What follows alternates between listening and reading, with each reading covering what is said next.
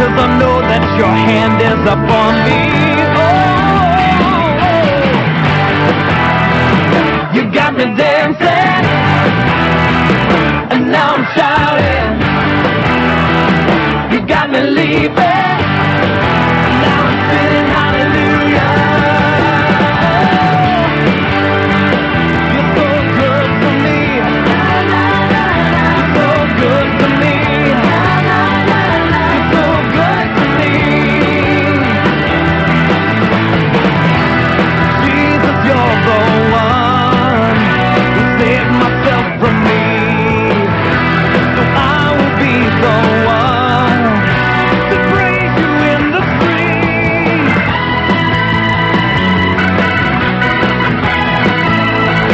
You're so good to me. You're so good to me. Not so good to me. You're so good to me.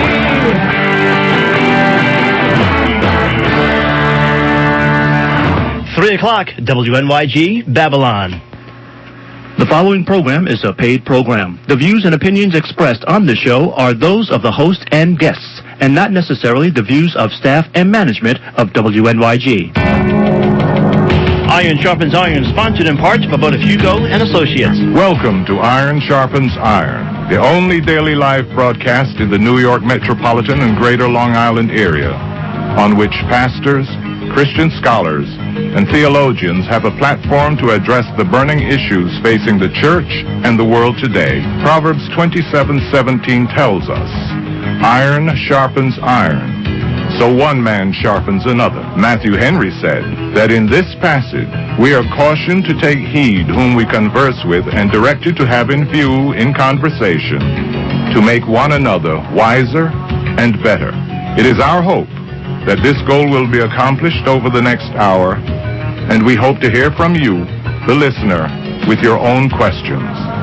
And now, here's our host, Chris Arnzen.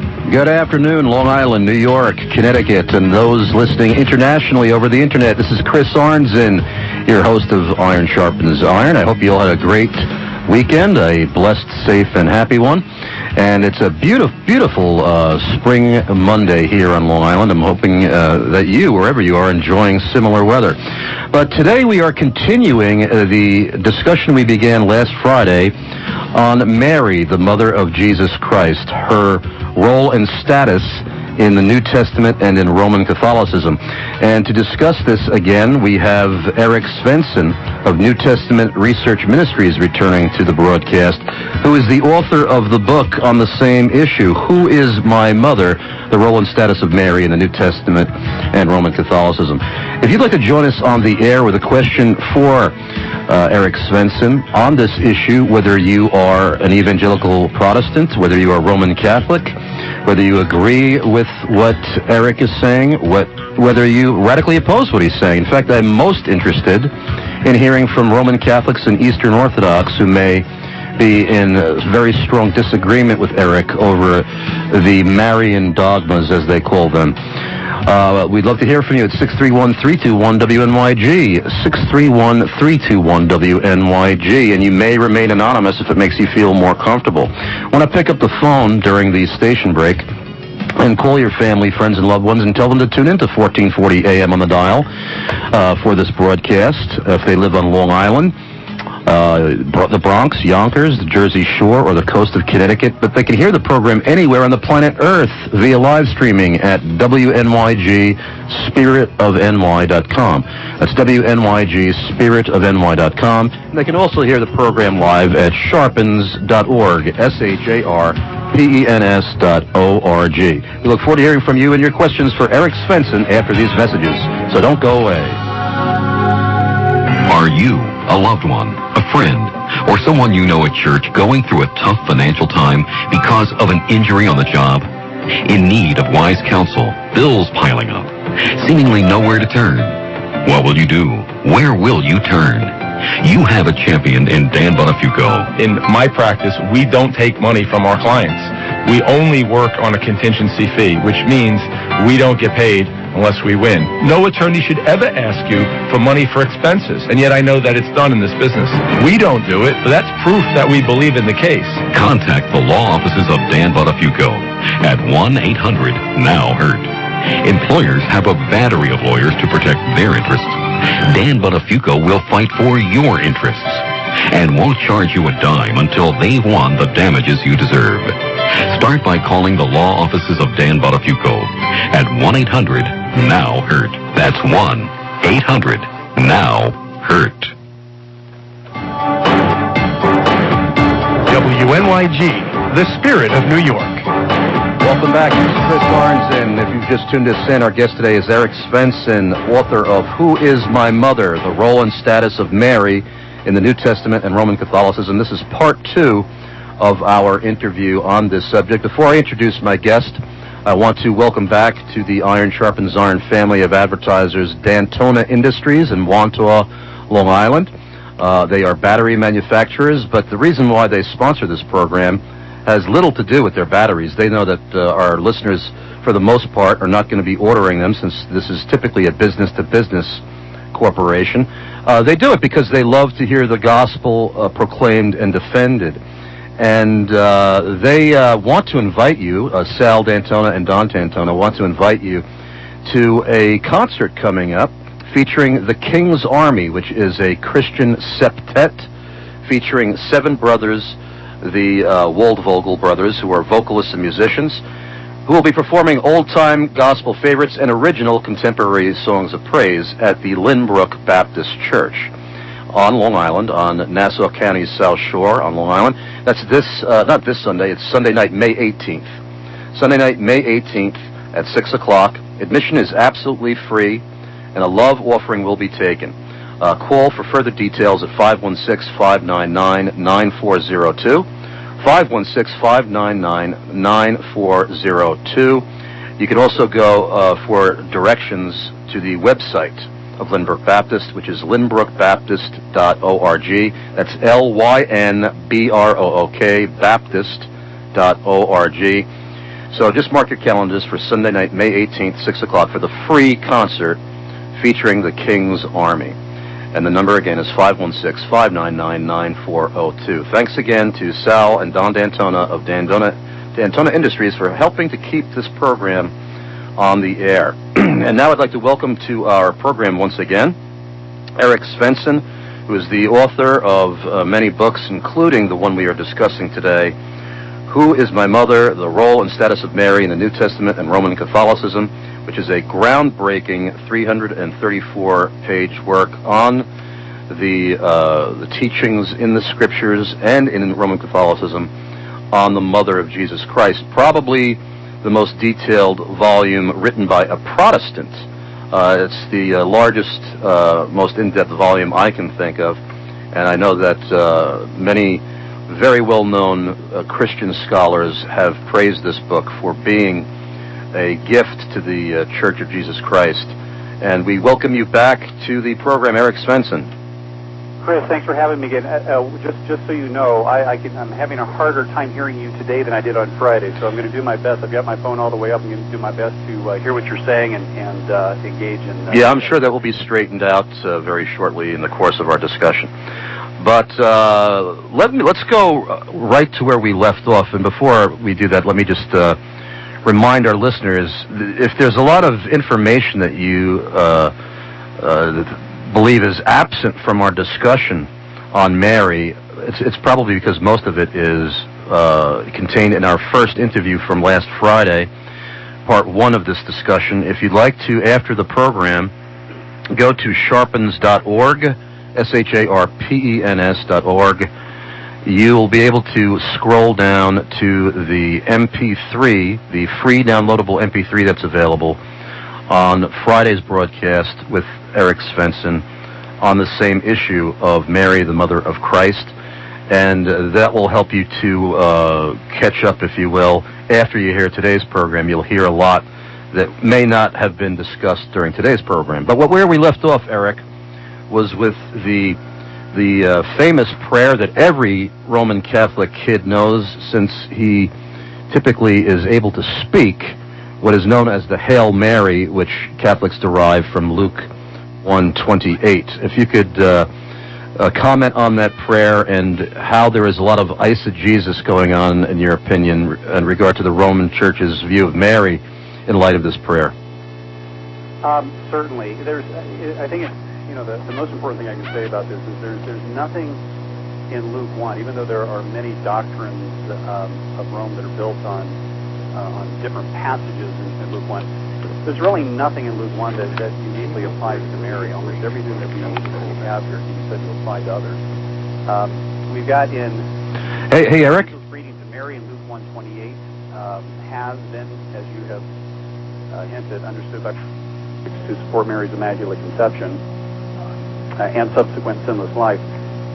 This is based on older Catholic translations. We left off on Friday. I think I mentioned that the Douay-Rheims Bible is the culprit of this, and that in turn is a translation of the Latin Vulgate. They have Mary full of grace. When we look at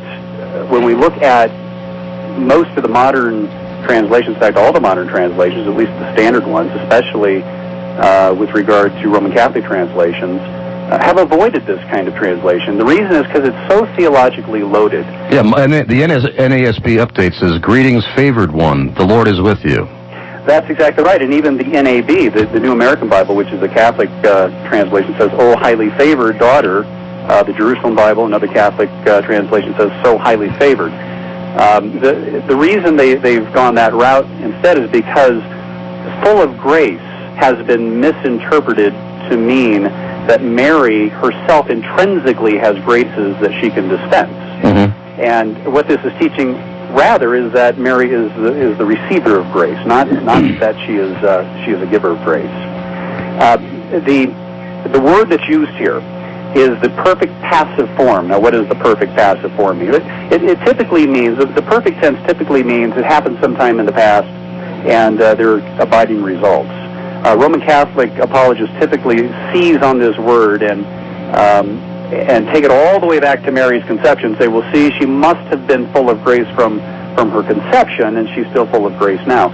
That's really not a fair use of the perfect tense. In fact, the very same word in the very same perfect passive participial form, that's how it occurs in this passage, occurs in Sirach, which is one of the apocryphal books, Sirach 18:17, and there's absolutely no theological significance to it.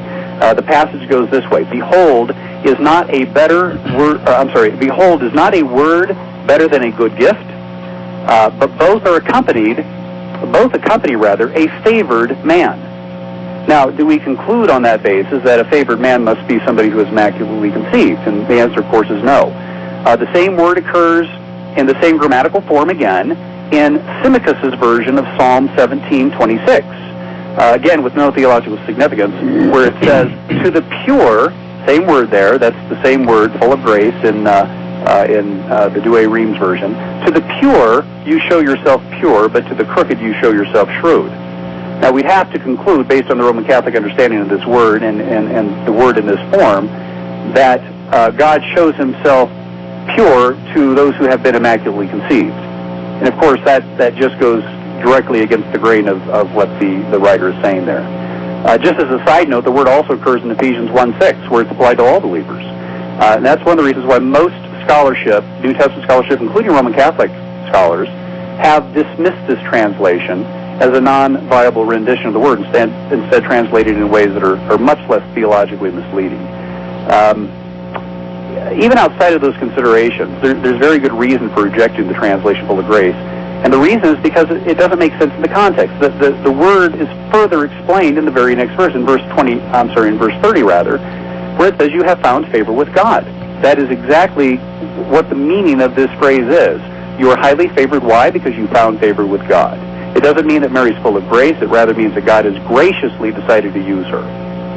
So then even the greeting, "Hail Mary," which we typically think of only when royalty enters a room, hail, words of praise and adulation being shouted out even for God himself. That is not even an appropriate translation. No, it's not. In fact, it doesn't even say Hail Mary. It says Hail full of grace. Okay. Which is one of the reasons why Roman Catholic apologists like to say, well, this must be a title for Mary then. She's being called full of grace. That's her title. And of course, that's not what it's referring to at all. But hail is just a standard greeting. And Now, the next phrase, the Lord is with you, has also been used sort of as a theologically loaded way for Mary, but that too is a common phrase. That shows up in Judges 6:12, where the angel of the Lord greets Gideon. It shows up in Ruth 2:4, where Boaz greets the harvesters. The Lord is with you. Both cases say that. Exodus 10:10, Pharaoh dismisses Moses and Aaron from his presence with the Lord is with you. In 1 Chronicles 22, same thing. David wishes the builders of the temple success by saying, the Lord be with you. So even that phrase has no theological significance. Well, the Roman Catholics and Roman Catholic apologists will also very frequently bring up one of the key passages to prove that Mary is the mother of all the church, in where we have Christ dying on the cross, and he says to John, behold your mother. And is there a lot of eisegesis going on in there? Absolutely. In fact, I'm just now turning to that passage. Bear with me a second. I'll comment on this. We're down right around verse 25, I think.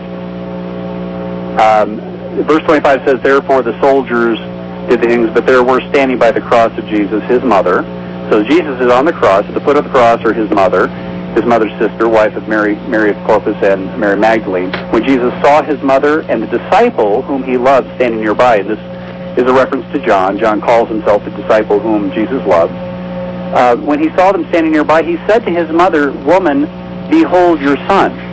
Then he said to his disciple, behold your mother. From that hour, the disciple took her into his own household. This has been interpreted by Roman Catholics over the years to support the notion that Mary has a maternal role over the church. She becomes mother, spiritual mother of the entire church. They get this by Jesus' words that say, where he points to Mary and says, this is your son. He says to John, this is your mother, thus establishing sort of a spiritual motherhood of Mary over the church. Now, the problem with this, the main problem, is the way that John understands these words is much different. In fact, the minute, right after he says to the disciple, behold your mother, what's John's comment? He says, and from that hour, the disciple took her into his own household. Now, why did he do that? Did he understand Jesus saying, Mary is now your spiritual mother and she will take care of you, or did he understand him to say, you should now be taking care of this woman because she is your mother in the spiritual sense? I think it's the latter, and the reason is, and by the way, that's not unusual in the New Testament. Paul gives us a principle later on in 1 Timothy chapter 5, in the first couple of verses, where he tells Timothy, treat younger brothers or younger Christians as brothers, younger Christian men, that is, as brothers, treat older men as fathers, treat younger women as sisters, treat older women as mothers. Mm-hmm. So this is no different than what the church is supposed to be doing in any case. We treat all older women as mothers. At least that's Paul's injunction. By the way, this is John chapter 19 for anybody who's wondering. This is John chapter 19. Yeah. That is correct. Yes, so therefore, I mean, there's nothing even close to what the Roman Catholics see in this. Not only that, Chris, but the way that Jesus addresses Mary here with the word woman, or boune in Greek, is absolutely unattested for a Jewish son of that time to address his mother with that title. Jesus also addresses another woman this way. He addresses Mary Magdalene that way. He addresses the woman at the well that way. The woman caught in adultery, he addresses that way as well. But why does he do that? Because he wants to establish a distance. He wants to cut off whatever vestiges of any kind of biological ties that Mary may have presumed upon him at that point, and just let her know. And by the way, he's doing the very same thing that he has done elsewhere. We talked about this on Friday in Mark chapter 3 and Mark 6, Matthew 12 and 13, Luke 11. Jesus goes to pains. He takes pains to distance himself from his mother, so that she cannot claim any kind of biological tie to him. And that's what he is doing here as well. This is sort of that's the theological interpretation of this. Jesus is saying, woman, not mother, here is your son, but woman, here is your son.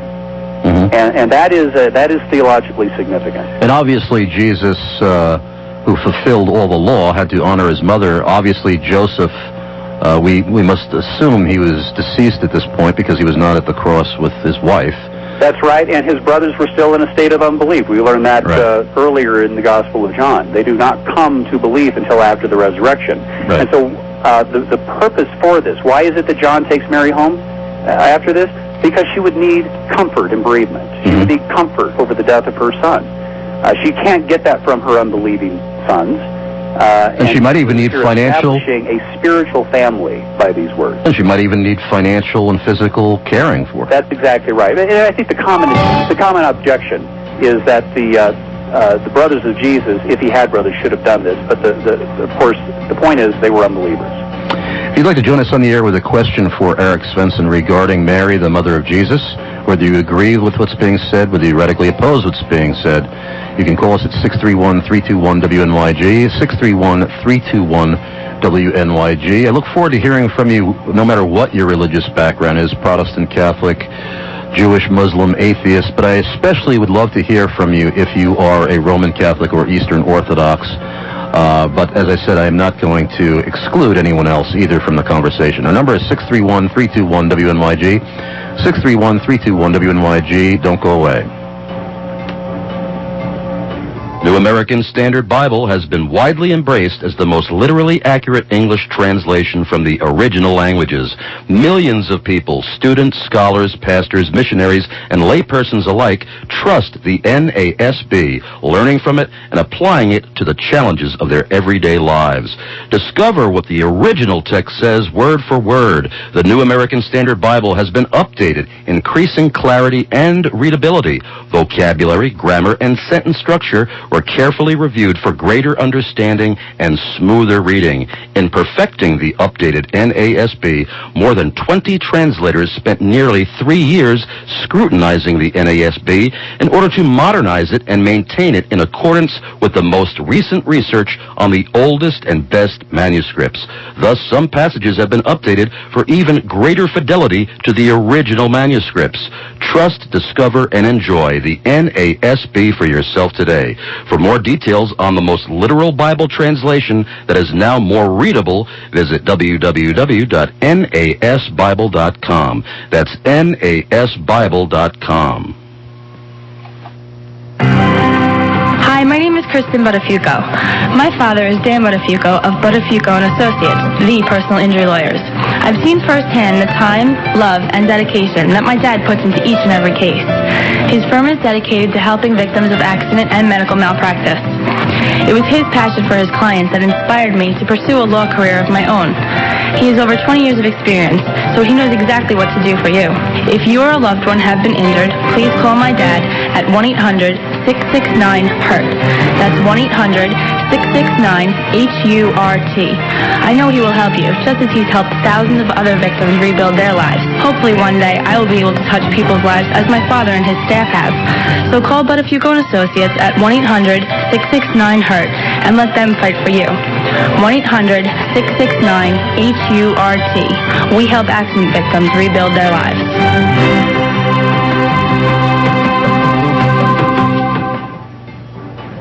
Welcome back to part 2 of our interview with Eric Svendsen of New Testament Research Ministries. We are discussing Who is My Mother, the role and status of Mary in the New Testament and Roman Catholicism. And we do have a caller on the line, James in New Jersey. Welcome to Iron Sharpens Iron, James. Hey, thanks, Chris. I have a question for Dr. Svendsen. First, I really appreciate his work and all his books and his website. They've been very influential to me as I've studied Roman Catholicism. My question for Eric is this, is that Roman Catholics love to bring in typology whenever they can't find something in the Bible they need to prove. And I have right in front of me now Patrick Madrid's book, Where Is That in the Bible? And Madrid starts talking about types and Mary, and he says, the first of these types about Mary was the immaculate created cosmos in Genesis 1:2. It was from this pristine organic material, as yet unblemished by sin or corruption, that God formed the body of the first Adam. Jesus Christ is the second Adam. Christ, the second Adam, was formed from the body of this Immaculate Mother Mary. My question is, how do we defuse the typology argument even before it's brought up? What is proper typology for Mary, and how would Eric answer this argument by Madrid? Excellent question, James. Well, thanks for that question, James. It sounds like Patrick Madrid is preparing the way for the fifth Marian dogma, which is that she is actually the fourth member of the Trinity. Aside from that, what is a legitimate typology? What is not? Let me sort of address this from the perspective of seeing anybody else in the Bible in that way.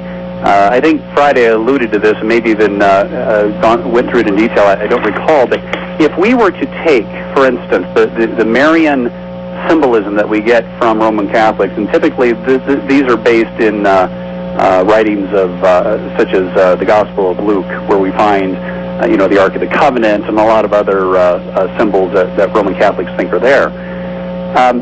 If we were to do that with, say, Joseph in Matthew, since Luke centers on Mary in his account, in his infancy narrative, Matthew focuses more on Joseph. We were to do the same thing. What we find in Matthew is there are a lot of allusions to Matthew, or to Joseph, being a type of the Old Testament Joseph. I mean, after all, Joseph of the New Testament has dreams. The Joseph of the Old Testament has dreams.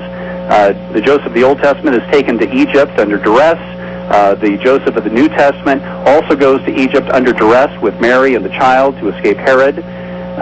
The quote that Matthew uses there is Rachel weeping for her children, and so there's a direct connection between those two Josephs. Joseph of the Old Testament then, once he gets to Egypt, is exalted as second in command. Why don't then we see that same kind of symbolism for Joseph of the New Testament? Why is Joseph of the New Testament not exalted as second command in heaven? Now, the reason is because it just doesn't work out that way. The fact is, symbolism and typology in the New Testament is Christocentric. It is always centered on Christ, not on Mary. It's never Mariocentric. And so a legitimate form of typology in the New Testament would be something that would relate to Christ. And we see that in use in Matthew over and over again. Out of Egypt I called my son is then applied to Christ. Christ becomes the temple, for instance, in John chapter 2. He becomes our Passover. He becomes our sacrifice. So New Testament typology is decidedly Christocentric, not Mariocentric. And it's an illegitimate practice to take one character in the New Testament of whom we don't even know a whole lot, who doesn't really gain prominence in the New Testament, and make her somehow the subject of typology. It just doesn't wash. Hey, thanks for the great question, James. Thanks, Chris. By the way, have you ever won one of our Bibles? Well, this is James Swan, Chris. Oh, wow. Oh, hi, James. James Swan, for those of you listening, is the creator of the Iron Sharpens Iron website. He maintains it. Eric Nielsen records the MP3s of the broadcasts. And I want to thank you guys from the bottom of my heart for multiplying the audience of this broadcast probably thousands and thousands of times over, because now people can hear it at any time. He's also one of the bloggers for James White's website, aomin.org. But thanks a lot for calling in, James. All right, Chris, thanks. He's also written a couple of articles for my website, too. So he's got a couple of articles on Luther's view of Mary.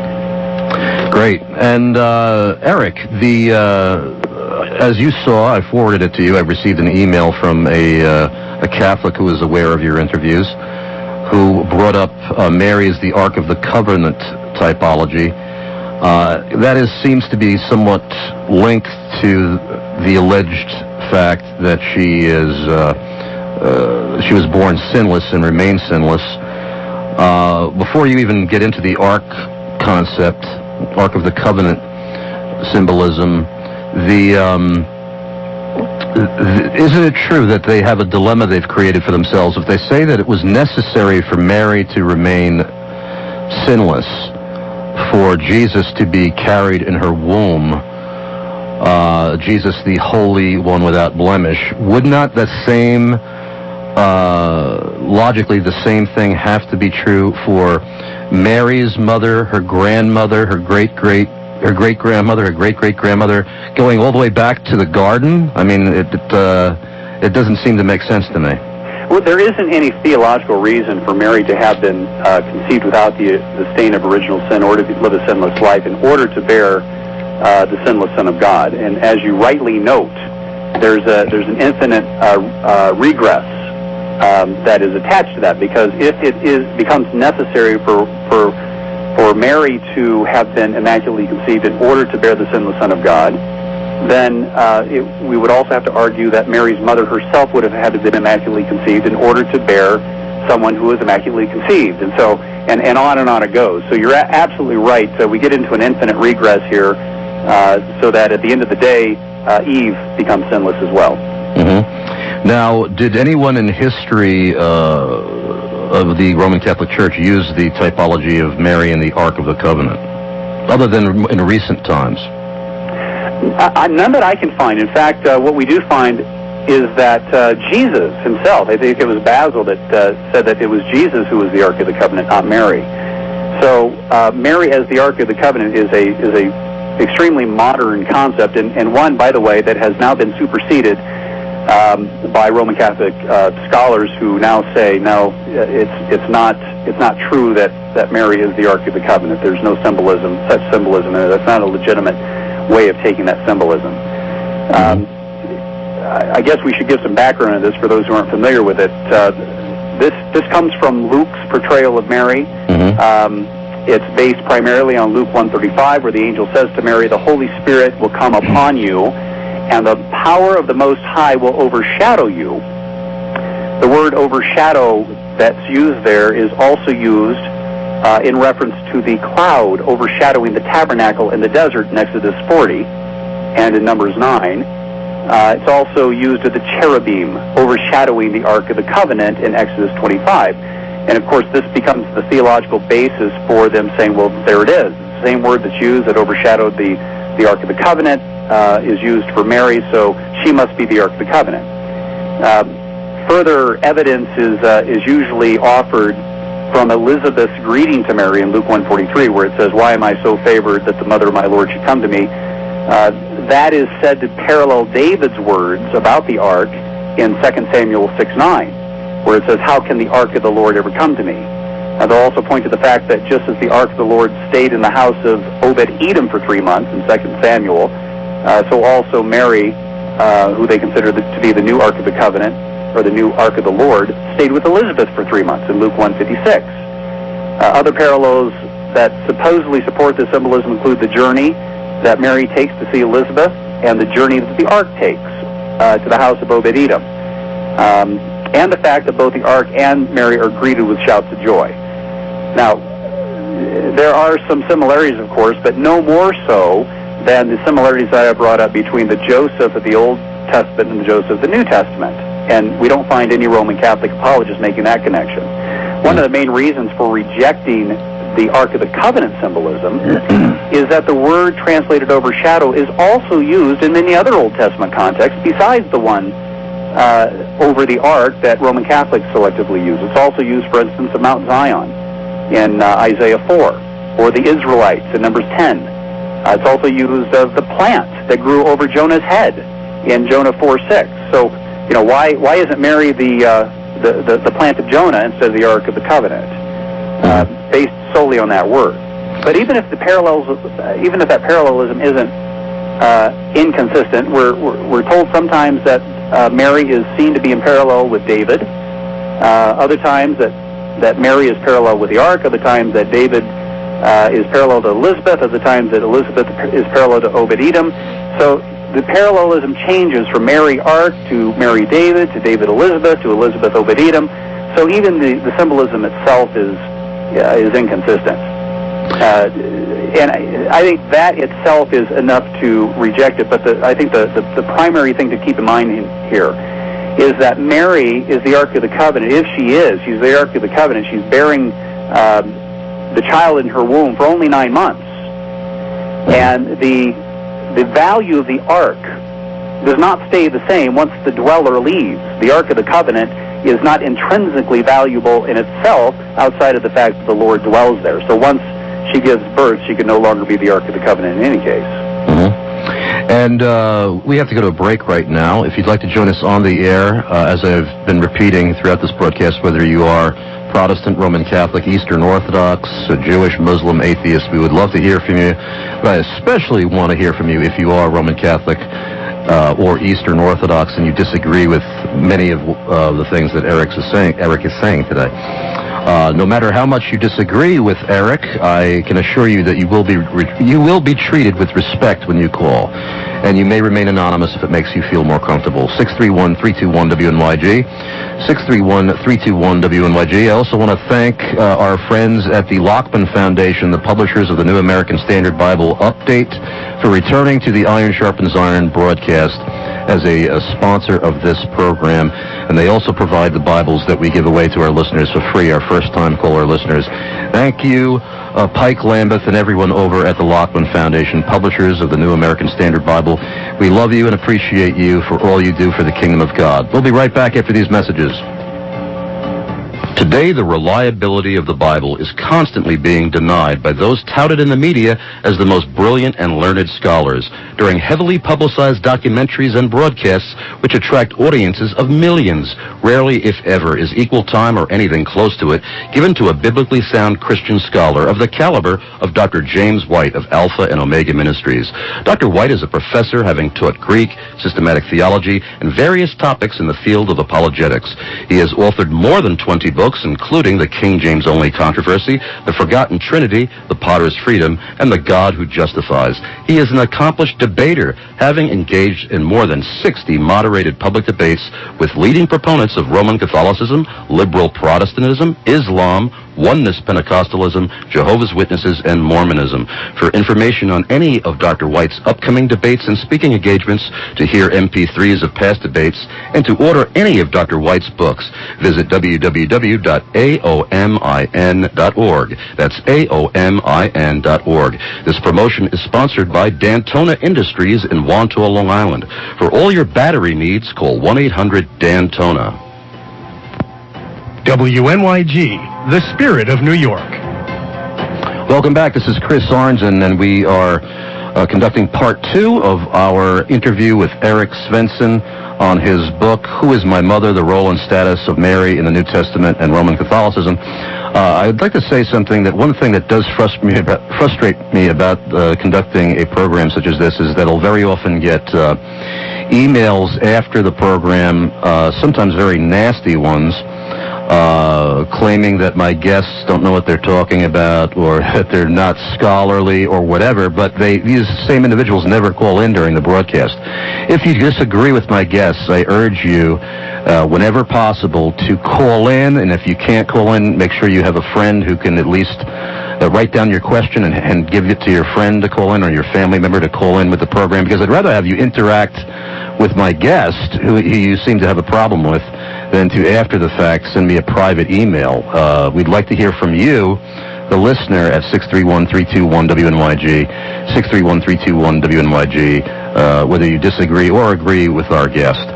And, Eric, one of the things that we as evangelicals will warn our Catholic and Eastern Orthodox friends about is that they are guilty of idolatry due to the fact that they are worshiping a human being, namely Mary, and not only Mary, but the saints, but a particular level of veneration, if you will, is given toward her. And they will respond, no, you're wrong, we only worship God. Worship is for God alone. We only venerate Mary. Now, isn't this just really a shell game here? Because in practicality, the differences in the way one venerates Mary and worship God are really non-existent. They seem to be identical manifestations, if you will. They pray to Mary and to God. They kneel before images of Mary and before images of God. They sing praises to Mary and to God. They ask Mary for blessings and grace as they do to God. What's the real difference between veneration and worship here? Well, there really isn't any. I mean, you've nailed it right on the head. Most Catholics would absolutely deny they worship Mary, but I think it may be due to some confusion on the part of most Catholics just what worship is. As you mentioned, praying to Mary, singing to her, bowing to her, all those are acts of worship. Those are reserved for God alone. Now, some Roman Catholic apologists will greatly confuse the issue when they insist that, the honor that they give Mary is no different than the honor that all of us are to give, say, our spouses or to religious leaders, such as the Apostle Paul, or even to civil magistrates. For instance, we would address a justice of the court by the title Your Honor. But there's really no comparison at all between the honor we might extend to a civil magistrate or the leader of our country, and that expressed by Roman Catholics to Mary. We don't bow down to statues, for instance, of President Bush. We don't sing praises to or pray to the Apostle Paul. Those kinds of actions go well beyond the boundaries of mere honor. They're in fact acts of worship. Now, Trent itself, because there's some confusion on the part of Catholics when you bring this up, they'll say, well, we don't pray to Mary and we're never told to pray to Mary. But that's just not the case, because the Council of Trent itself encourages the faithful to invoke the saints. It says this, the Holy Synod enjoins that agreeably to the usage of the Catholic and Apostolic Church received from the primitive times of the Christian religion, and agreeably to the unanimous teaching of the Holy Fathers and to the decrees of sacred councils, they especially instruct the faithful diligently concerning the intercession and invocation of saints, the honor paid to relics, and the legitimate use of images, teaching them that it is good and useful to invoke them, but that they who deny that the saints are to be invoked, or that it is foolish to supplicate vocally or mentally those who reign in heaven, are wholly to be condemned. Now, that tells them specifically they can, in fact, pray to the saints, they can bow down to statues, they can do all these things. The problem is, and I think Trent has a dilemma here, because it not only says that they can vocally supplicate or vocally invoke the saints, but mentally as well. That presents a problem, because now we have to end up attributing attributes of deity to Mary and the saints. How in the world, for instance, is Mary going to hear the prayer of somebody, say, in New York, and simultaneously hear the prayer of somebody where I am in Colorado, and somebody else on the West Coast? But even more realistically, millions of people around the world praying to her at the same time. In order to hear all those prayers, it requires either that you be omnipresent, which is solely reserved for God, or omniscient, which again is an attribute solely reserved for God. That is one of the reasons, I think, why the Old Testament forbids this sort of thing. We're told, for instance, in Isaiah 8, why consult the dead on behalf of the living? Should not a people inquire of their God? We're told that a couple of times, 2 or 3 times in the Old Testament, that we are forbidden, absolutely forbidden, to try to contact the dead. Now, Catholic apologists will cleverly attempt to argue that, well, Mary is in heaven, so she's not really dead. But that is to obscure the issue. That's a case of equivocation. What the Old Testament means by dead are the physically dead, those who have passed from this life, those who have passed in this realm, and are now in a different realm. We are not able to contact another human being in a different realm that way. Otherwise, it would have specified you're not to contact those who are in hell or those who are lost who are dead. That is exactly right. Now, to go beyond that, when we look at both Old Testament and New Testament evidence on who it is who can hear prayer, we find that is an attribute that is unique to God. For instance, 1 Kings 8 says, "Deal with each man according to all he does, since you know his heart, for you alone know the hearts of all men." Jeremiah 17, God says, "I, the Lord, search the heart and examine the mind." He's uniquely identifying himself in that way.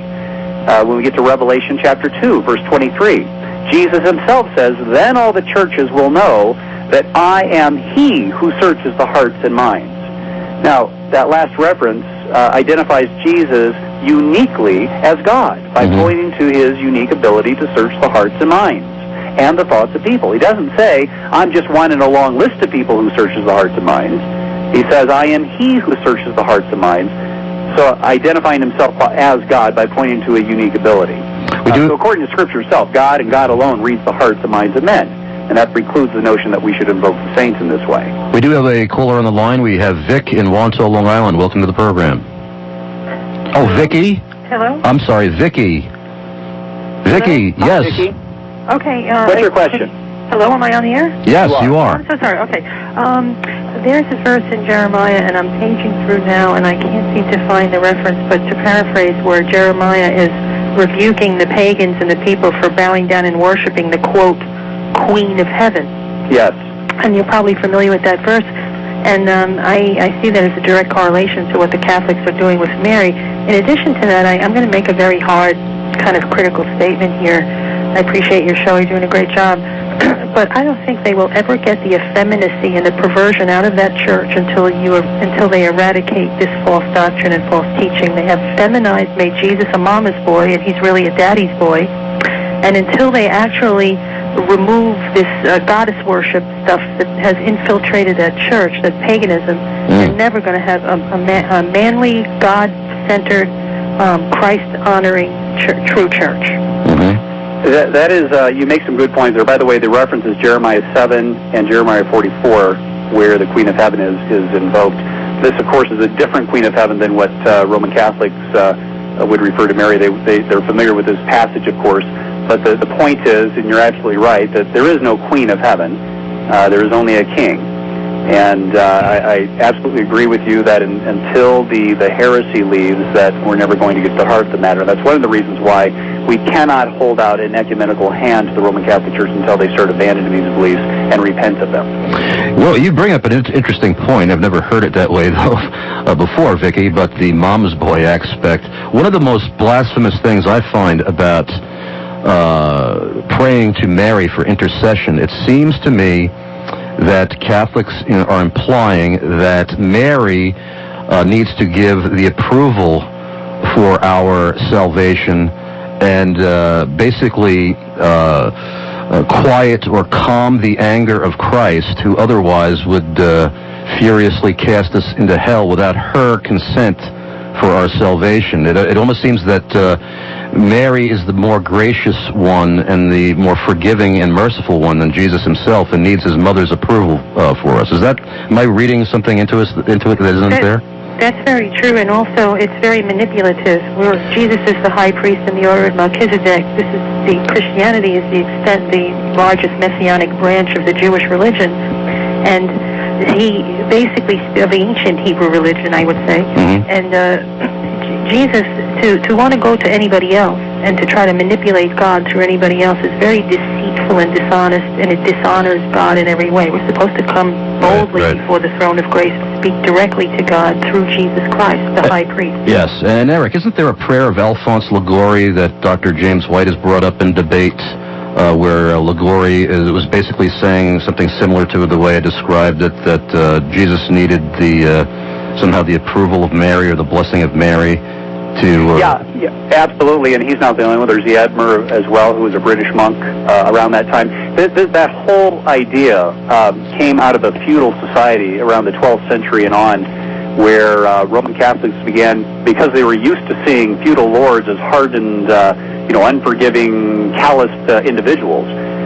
They began viewing Jesus himself that way. After all, if he's the king, if he is the Lord, then he must be that way as well. And so it's easier to get to him. It's easier to get your prayers answered by going through Mary, because Mary can then bend the ear of her son, and it became quite a common belief right around the Middle Ages, that the late Middle Ages, that it was quicker. Salvation was quicker if you called upon Mary than if you called upon Jesus, and that whatever Mary asked her son to do, that Jesus could not refuse it.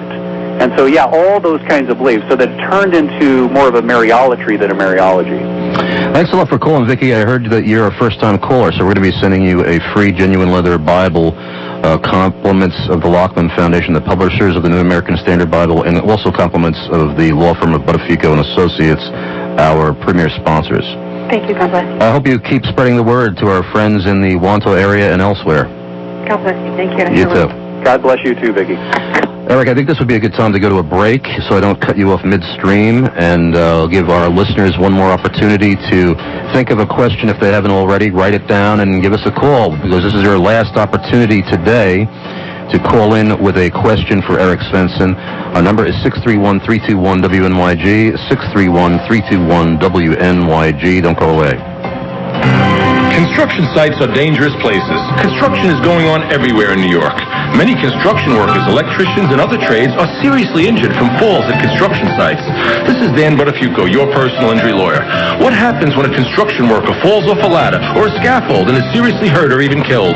How does the family pay bills? This is serious. Fortunately, there are laws designed to protect all the trades from accidents at construction sites. These safety laws are known as the labor law, and they provide full compensation for injured workers. If you or someone you know has been injured during any type of construction, please call Buttafuoco & Associates at 1-800-669-HURT. At Buttafuoco & Associates, our labor law cases are cited in court and printed in legal publications. Buttafuoco & Associates, 1-800-669-HURT. We'll come to you anywhere in New York State. Wherever there's construction, there are serious injuries. Serious injuries require serious representation. Call Buttafuoco & Associates, 1-800-669-HURT for free advice. We help construction workers rebuild their lives. Today, the reliability of the Bible is constantly being denied by those touted in the media as the most brilliant and learned scholars during heavily publicized documentaries and broadcasts which attract audiences of millions. Rarely, if ever, is equal time or anything close to it given to a biblically sound Christian scholar of the caliber of Dr. James White of Alpha and Omega Ministries. Dr. White is a professor having taught Greek, systematic theology, and various topics in the field of apologetics. He has authored more than 20 books, including The King James Only Controversy, The Forgotten Trinity, The Potter's Freedom, and The God Who Justifies. He is an accomplished debater, having engaged in more than 60 moderated public debates with leading proponents of Roman Catholicism, liberal Protestantism, Islam, Oneness Pentecostalism, Jehovah's Witnesses, and Mormonism. For information on any of Dr. White's upcoming debates and speaking engagements, to hear MP3s of past debates, and to order any of Dr. White's books, visit www.aomin.org. That's aomin.org. This promotion is sponsored by Dantona Industries in Wantua, Long Island. For all your battery needs, call 1-800-DANTONA.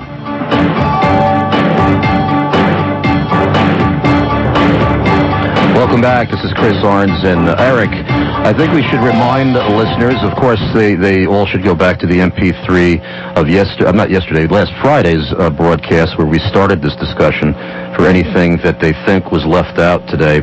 But we should reaffirm that all Bible-believing Christians do have a great respect for the Mother of Christ, and we do affirm as one of the essential doctrines of the Christian faith that she remained a virgin from her birth through the delivery of Jesus Christ, if you will.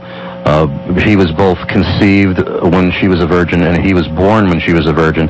We just disagree on in that aspect that she remained a virgin for the rest of her life, and therefore actually sinning in withholding the marital right of Joseph. But we also, of course, think the greater sin is their putting her on level, although they would never consciously do this or proclaim they do this, they're putting her on par with Jesus Christ in many aspects, and giving to her the honor that only Jesus Christ is due, correct?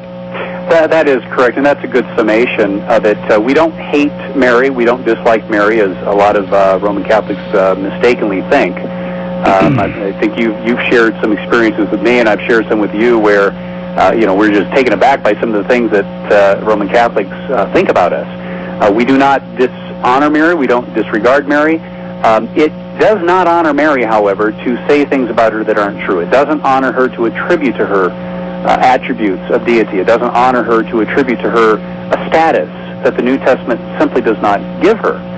What we find in the New Testament is Mary is someone who initially received the Word of God with great enthusiasm, someone who is highly blessed to have been chosen to bear and care for the Messiah, but also someone who struggles to understand her relationship to Jesus. She doesn't have the prerogative of a mother. She's rebuffed when she attempts to to impose that. She sometimes gets it right, other times blows it, sometimes even opposes Jesus and his mission. At the end of it, she finally comes to terms with all that, into a proper relationship with Jesus, a proper relationship with the church. She is a sister in the faith. She's a disciple of Christ. But she, in the New Testament, is portrayed as not a model disciple like many Roman Catholic interpreters mistakenly believe, but as an epitomized Christian. That is, a Christian who experiences successes, failures. She has a normal fallen human nature, as the rest of us do. And what that means for the Roman Catholic view of Mary is that there's a tremendous disparity between the New Testament data and the Roman Catholic teaching about Mary. So the point is evidenced not only by the Whit Church, in which Mary plays absolutely no part. She shows up once in Acts at the beginning, but that's it. There's no hint that she holds any special status among them. She's never once mentioned after that. She's not a central part of the gospel. When the gospel is preached several times in the New Testament, Mary never figures into it. That is much different from the gospel of Roman Catholicism, in which she is both the instrument of our salvation and our ongoing mediatrix. Biblically, she's neither of those. Instead, she's an ordinary woman of humble circumstances who is used by God in a mighty way.